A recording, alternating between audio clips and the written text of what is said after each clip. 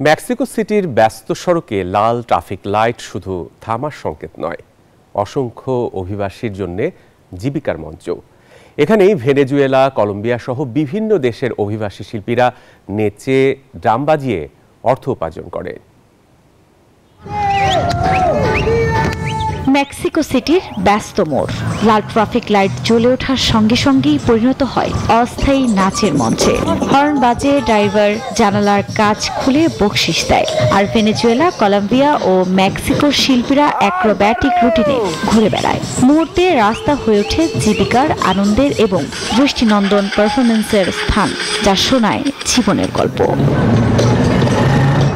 ভেনেজুয়েলার 21 বছরের আলেক্সান্দ্রো ব্রাভোর জন্য এটি শুধু রাস্তা নয়, তার জীবিকা নির্বাহের একমাত্র পথ। আমার মা যুক্তরাষ্ট্রে চলে যাওয়ার পর আমি কলম্বিয়াতে ছিলাম।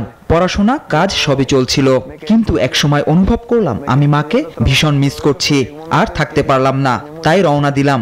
জঙ্গল পেরিয়ে পুরো মধ্য আমেরিকা অতিক্রম করে অবশেষে মেক্সিকো পর্যন্ত পৌঁছালাম, কিন্তু এখান থেকেই আর এগোতে পারিনি।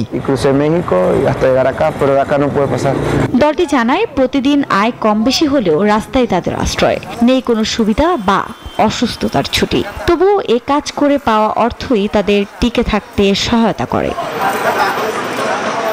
চ্যালেঞ্জ, অনিশ্চয়তা আর প্রতিদিনের নতুন লড়াই সত্ত্বেও তারা বিশ্বাস করেন প্রতিটি লাল আলো একটি নতুন সুযোগ, বাঁচার, দেখানোর এবং টিকে থাকার।